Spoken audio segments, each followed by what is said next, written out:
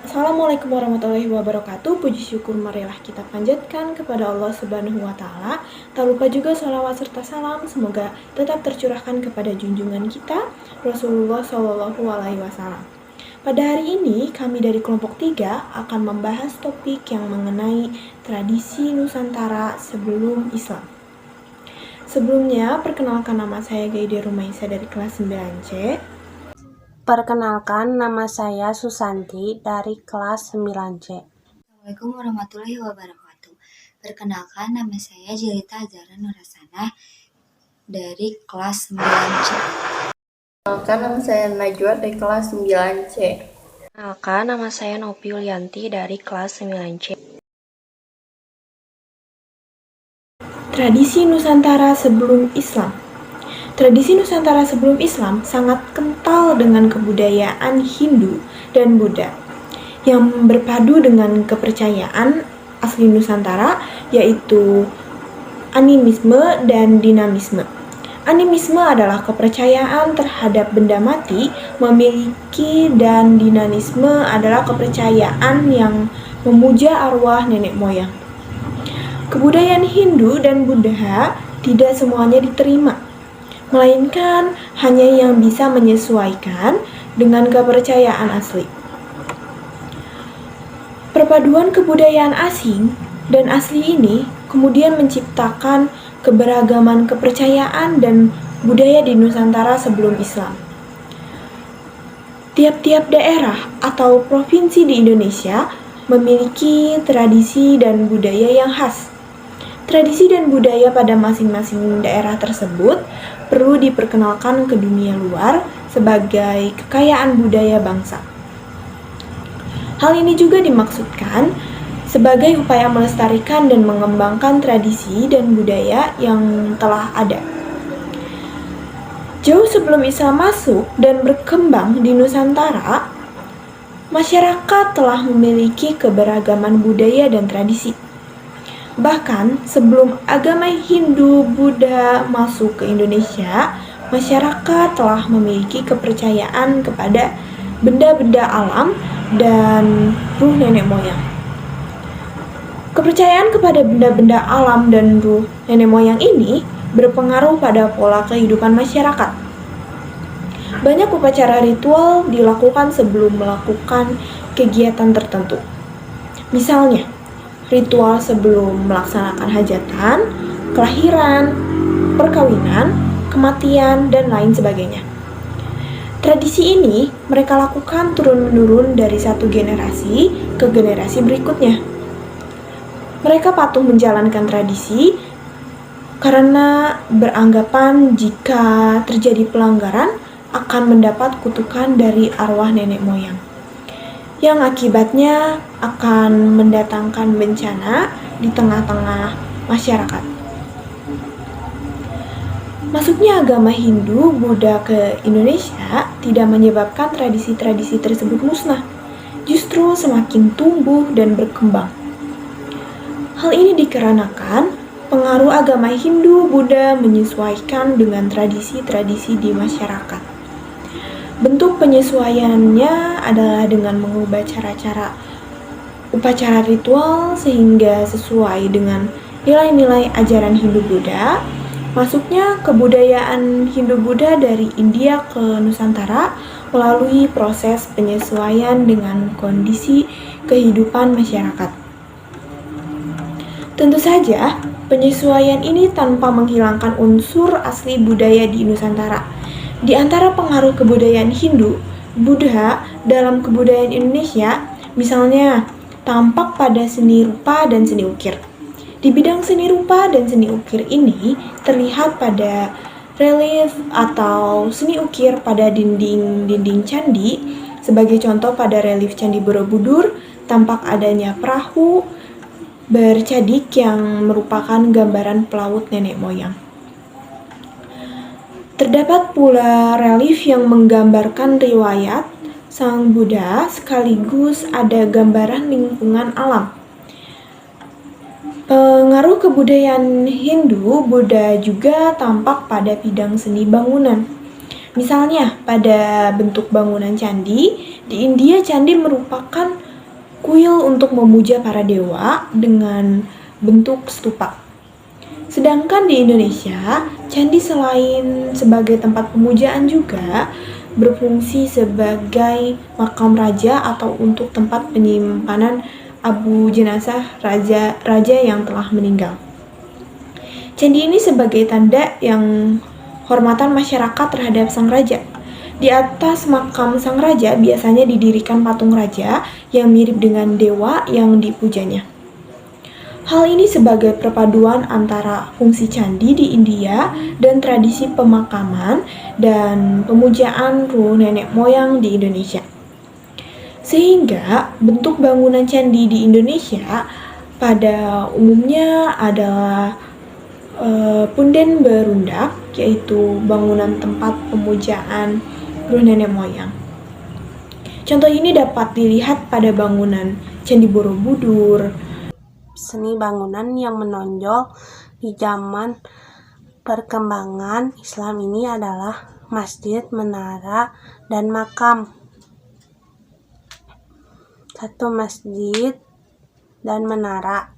Dalam seni bangunan di zaman perkembangan Islam terlihatlah ada perpaduan antar unsur Islam dengan kebudayaan perislaman yang sudah ada sebelumnya. Ciri-cirinya adalah satu, atapnya berbentuk tumpang, yakni atap yang bersusun semakin ke atas semakin kecil. Dari tingkatan paling atas berbentuk limas, jumlah atapnya ganjil 1, 3, atau 5, dan biasanya ditambah dengan kemuncak guna memberikan tekanan akan keruncingannya yang disebut mustaq. 2. Tak dilengkapi dengan menara seperti lazimnya bangunan masjid yang ada di luar Indonesia atau yang ada sekarang, namun dilengkapi dengan kentongan atau beduk untuk menyerukan adzan atau panggilan sholat. Beduk dan kentongan adalah budaya asli Indonesia. 3. Letak masjid biasanya dekat dengan istana, yakni sebelah barat alun-alun atau bahkan didirikan di tempat-tempat keramat, yakni di atas bukit atau dekat dengan makam. Makam yang lokasinya di daerah dekat Masjid Agung bekas kota pusat kesultanan adalah makam Sultan Demak di samping Masjid Agung Demak. Pada masa perkembangan Islam di zaman Madyah, berkembang ajaran bahwa seni ukir, patung, dan melukis makhluk hidup tak diperbolehkan. Di Indonesia, ajaran itu ditaati. Hal tersebut menyebabkan seni patung di Indonesia pada zaman Madyah kurang berkembang, padahal pada masa sebelumnya seni patung di Indonesia sangat berkembang, baik patung-patung berbentuk hewan maupun berbentuk manusia.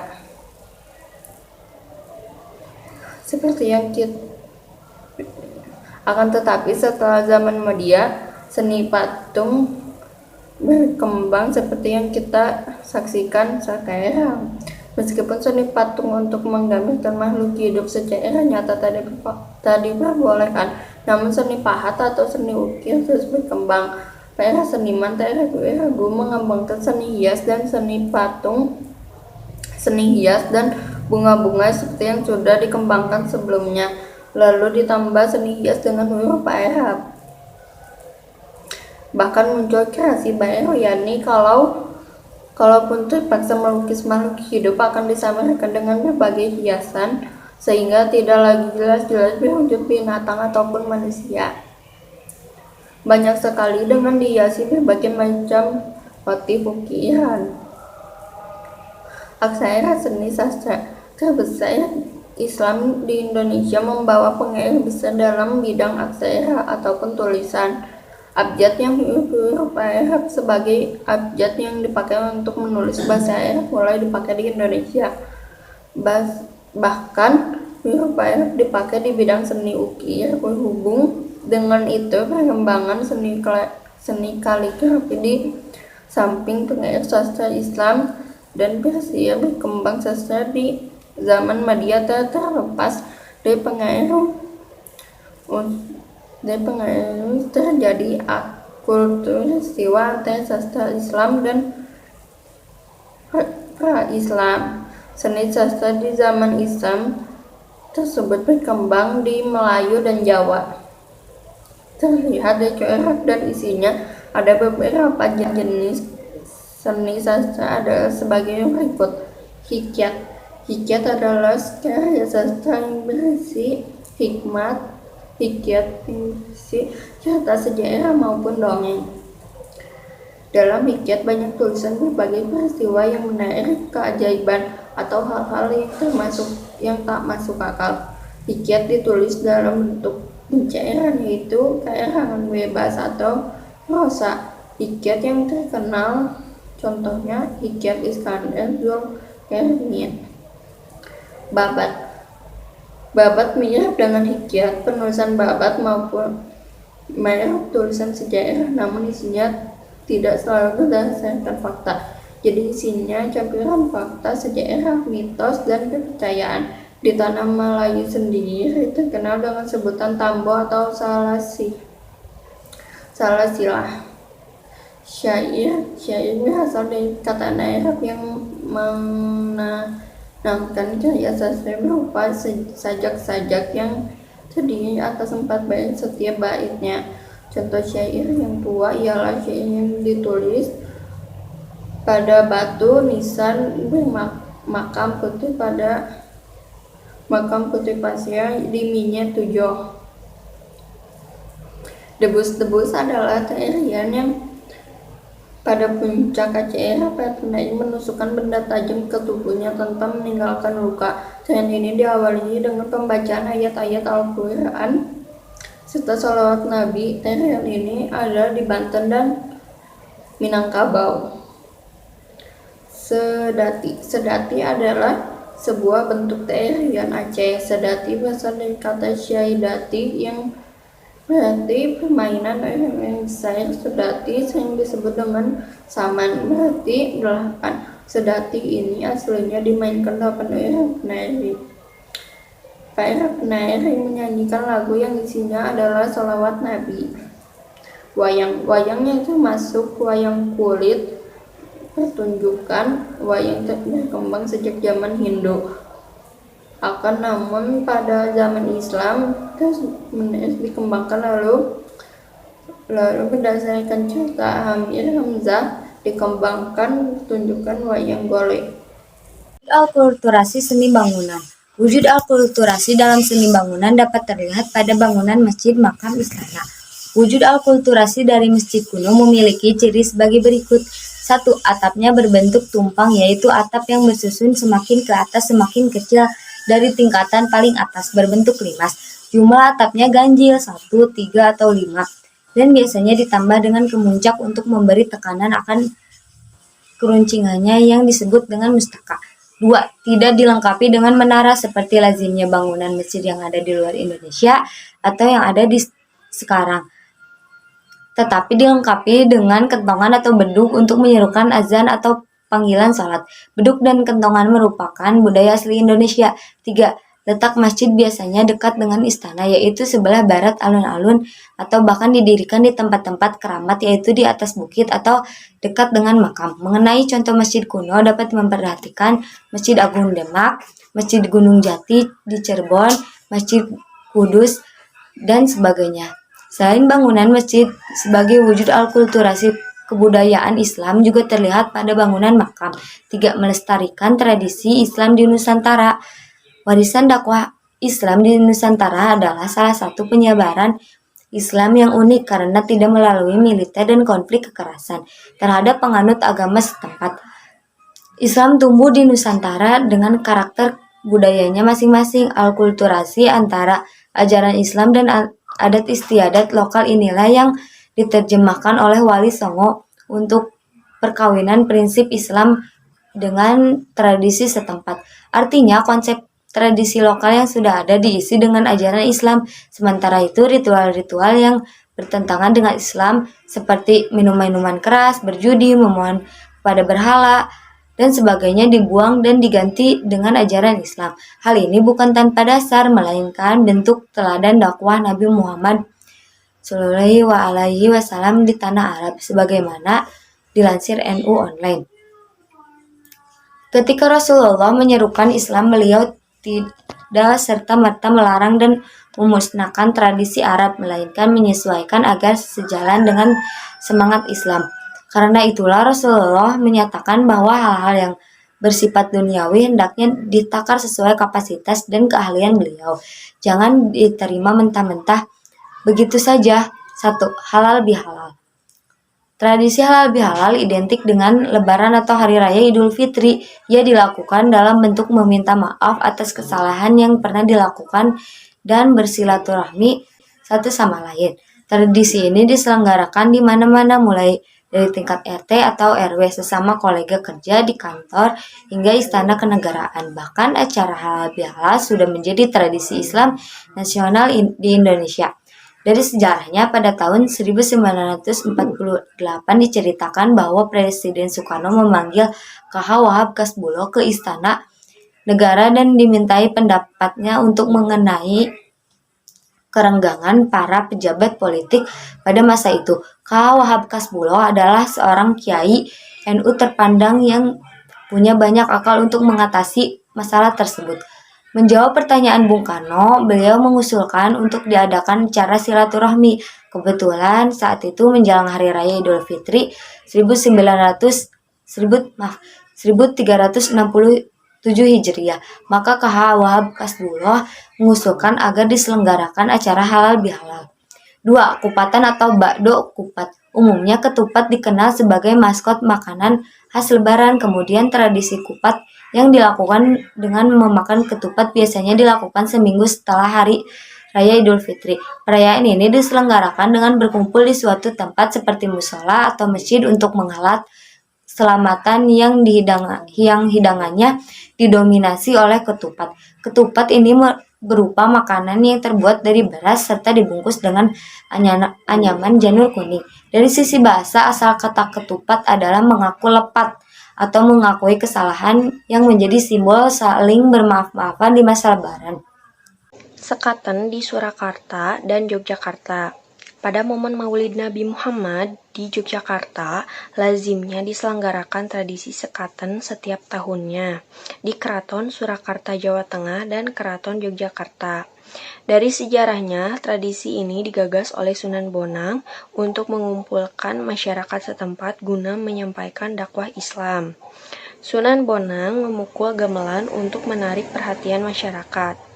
Ketika masyarakat sudah berkumpul untuk melihat pertunjukan gamelan itu, di sela-sela pukulan gamelan akan diselingi dengan membaca syahadatain atau 2 kalimat syahadat bersama-sama. Karena itulah tradisi itu dinamakan sekaten yang asalnya adalah syahadatain. Dari momen itu, sekaten diselenggarakan untuk melestarikan tradisi yang digagas oleh salah seorang wali songo. Tujuannya adalah untuk memperingati hari kelahiran Nabi Muhammad SAW, mengingat keteladanan Rasulullah, dan memperoleh keberkahan dari pembelajaran sirah nabawiyah atau perjalanan hidup Nabi Muhammad. Selain itu, dalam tradisi sekaten juga disuguhkan gamelan pusaka peninggalan Majapahit yang telah dibawa ke Demak. Saat ini perayaan sekaten dilakukan dengan tradisi kerakyatan, pasar malam, hiburan, dan lain sebagainya. Tradisi Rabu Kasan. Sesuai dengan namanya, Rabu Kara Pungkasan atau terakhir Rabu Kasan, acara ini diselenggarakan pada Rabu terakhir bulan Syafar di Kabupaten Bangka, Bogor, Gresik, dan daerah-daerah lainnya untuk memohon kepada Allah Subhanahu wa Ta'ala agar dijauhkan dari musibah ataupun bencana. Tradisi ini diselenggarakan dengan menyantap bersama ketupat, tolak bala, air wakaf, dan makanan lainnya. Setiap keluarga biasanya membawa makanan masing-masing di lokasi upacara tersebut. Acara Rabu Khasan dimulai dengan seseorang berdiri di depan pintu masjid. Ia menghadap keluar lalu mengumandang azan, kemudian bersama-sama dengan masyarakat. Ia memimpin doa, melepaskan anyaman ketupat, dan satu persatu jamaah menyebut nama keluarganya masing-masing untuk didoakan. Tradisi Rabu Khasan ini dilanjutkan dengan acara makan bersama dan kemudian mengambil air wakaf yang telah disediakan oleh semua anggota keluarga. Usai tersebut, setiap keluarga melakukan silaturahmi ke tetangga dan pulang ke rumahnya masing-masing. Dugderan di Semarang. Untuk menyambut datangnya Ramadan, masyarakat Semarang memberangkatkan peserta karnaval dari Balai Kota Semarang, kemudian rombongan pawai tersebut akan melaksanakan sholat asar di masjid setempat. Selain itu, pemuka agama dan masyarakat Semarang akan menyelenggarakan musyawarah dalam rangka menentukan awal Ramadan, baik itu dengan Rukyatul Hilal ataupun dengan metode hisab. Kemudian, hasil musyawarah penentuan Ramadan itu diumumkan kepada khalayak. Ketika pada hari itu diketahui bahwa esoknya jatuh tanggal 1 Ramadan, maka dilakukan pemukulan beduk sebagai tanda dimulainya puasa. Hasil musyawarah itu kemudian diserahkan kepada Gubernur Jawa Tengah. Setelah itu, Bupati Semarang dan Gubernur Jawa Tengah akan memukul beduk bersama-sama yang diakhiri dengan doa menyambut Ramadan. Budaya tumpeng. Saat mengadakan kenduri, selamatan, Maulid Nabi Muhammad atau perayaan peristiwa besar Islam, masyarakat Indonesia bagian tertentu akan menyajikan nasi tumpeng, santapan nasi beserta lauk pauknya dalam bentuk kerucut. Lumrahnya, nasi tumpeng berupa nasi kuning atau nasi uduk serta disajikan di tampah dan dialasi dengan daun pisang. Pada awalnya, budaya tumpeng ini berasal dari Jawa atau masyarakat Betawi. Namun, kini budaya tumpeng ini sudah menyebar ke banyak daerah di Indonesia. Tradisi tak tertulis dari penyajian tumpeng ini adalah dengan menghidangkan pertama kali pada orang yang dituakan untuk menunjukkan rasa hormat kepada mereka. Grebek besar di Demak. Grebek besar di Demak merupakan salah satu acara budaya tradisional besar yang menjadi salah satu ciri khas Demak. Tradisi grebek besar Demak ini berlangsung setiap tahun pada tanggal 10 Zulhijjah saat Idul Adha. Dimeriahkan dengan karnaval kirab budaya yang dimulai dari pendopo Kabupaten Demak hingga ke makam Sunan Kalijaga yang terletak di Kadilangu. Jaraknya sekitar 2 km dari tempat mulai acara. Demak merupakan kerajaan Islam pertama di Pulau Jawa. Di samping sebagai pusat pemerintahan, Demak sekaligus menjadi pusat penyebaran agama Islam di Pulau Jawa. Berbagai upaya dilakukan oleh para wali dalam menyebarluaskan agama Islam. Berbagai halangan dan rintangan menghadang. Salah satu di antaranya adalah masih kuatnya pengaruh Hindu dan Buddha pada masyarakat Demak pada waktu itu. Di lingkungan Masjid Agung Demak diselenggarakan pula keramaian disipi dengan syiar-syiar keagamaan sebagai upaya penyebar luasan agama Islam oleh Wali Songo. Dengan demikian, tradisi grebek di Demak berlangsung setiap tanggal 10 Zulhijjah yang bertujuan sebagai salah satu cara penyiaran agama Islam di Demak oleh Wali Songo. 10 kerobok maulid di Kutai dan pawai obor di Manado. Di kawasan Kedaton, Kutai Kartanegara, Provinsi Kalimantan Timur juga diselenggarakan tradisi yang dinamakan kerobok maulid. Istilah kerobot berasal dari bahasa Kutai yang artinya berkerumun atau berkerumun oleh orang banyak. Tradisi kerobok maulid dipusatkan di halaman Masjid Hami Hasanuddin Tenggorong. Tradisi ini dilaksanakan dalam rangka memperingati kelahiran Nabi Muhammad SAW tanggal 12 Rabiul Awal. Kegiatan kerobok maulid ini diawali dengan pembicaraan berjanji di Masjid Jami Hasanuddin Tenggorong. Kemudian dari Keraton Sultan Kutai, puluhan prajurit kesultanan akan keluar dengan membawa usung-usungan yang berisi kue tradisional, puluhan bakul sinto atau bunga rampai, dan dibawa berkeliling antara keraton dan kedaton sultan dan berakhir di Masjid Jami dengan membawa sinto, astanoga dan kue-kue. Di Masjid Hasanuddin ini akan disambut dengan pembacaan asrakal yang kemudian membagi-bagikannya kepada warga masyarakat antara keraton dan kedaton sultan dan berakhir di Masjid Jami dengan membawa sinto, astanoga dan kue-kue. Di Masjid Hasanuddin ini akan disambut dengan pembacaan asrakal yang kemudian membagi-bagikannya kepada warga masyarakat yang ada di dalam masjid. Akhir dari upacara kerobok ini ditandai dengan penyampaian hikmah maulid oleh seorang ulama. Untuk memperingati Maulid Nabi Muhammad SAW, warga Muslim di kota Manado, Sulawesi Utara menggelar tradisi pawai obor. Obor yang dibawa pegawai oleh ribuan warga membuat jalan-jalan di kota Manado terang. Bagi warga Muslim setempat, pawai obor sudah menjadi tradisi dan dilaksanakan turun-temurun sebagai simbol penerangan. Kebudayaan Nusantara sebelum Islam sangat kental dengan kebudayaan agama-agama sebelumnya, yaitu Hindu dan Buddha. Kemudian Islam datang dibawa oleh para pendakwah. Pendakwah melakukan berbagai cara untuk berdakwah dan menyebarkan agama Islam di Nusantara. Salah satunya menggunakan kesenian dan kebudayaan yang lambat laun semakin diterima oleh masyarakat Nusantara.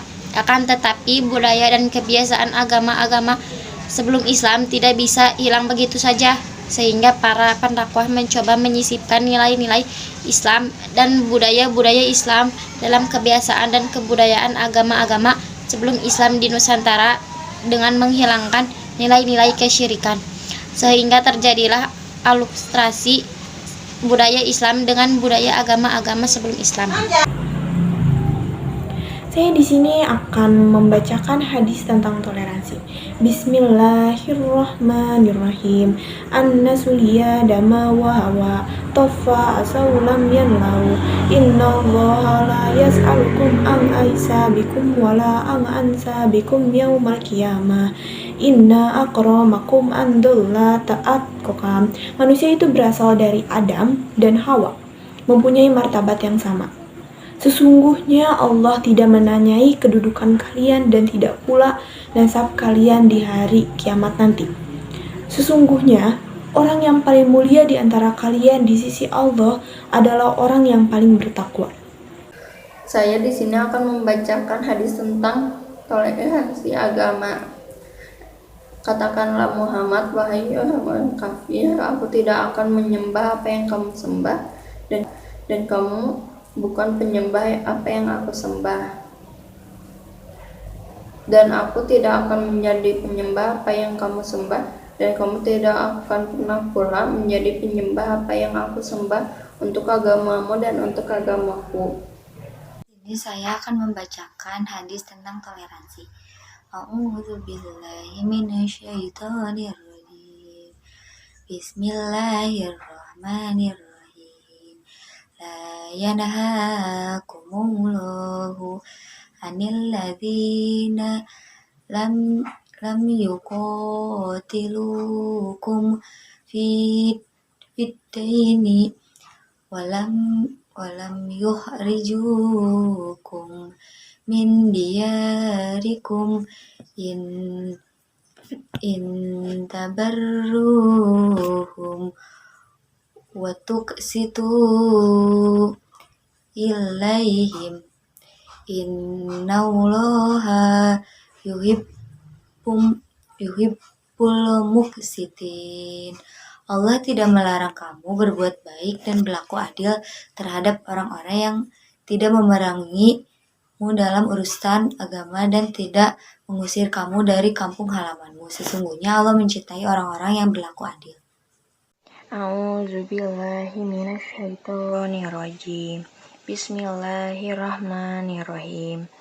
Ani ibni Abbasin qala qila li Rasulillahi sallallahu alaihi wasallam ayu adyani habbabu ilahi qolal hanifiyatu samhat. Dari Ibnu Abbas, ia berkata, ditanyakan kepada Rasulullah Shallallahu Alaihi Wasallam, agama manakah yang paling dicintai Allah?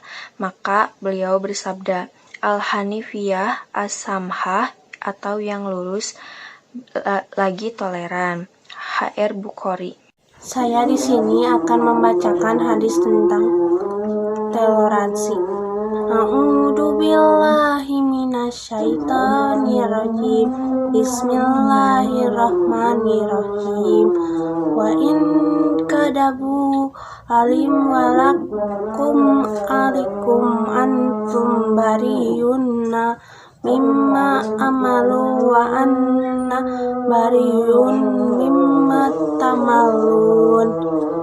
Jika mereka mendustakan kamu, maka katakanlah bagiku pekerjaanku dan bagimu pekerjaanmu. Kamu berlepas diri terhadap apa yang aku kerjakan dan aku pun berlepas diri terhadap apa yang kamu kerjakan.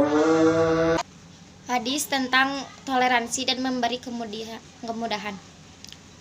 Anna Rasulullah sallallahu alaihi wasallam qala rahimallahu rajulan samhan idza ba'a wa idza taro wa idza taqdo.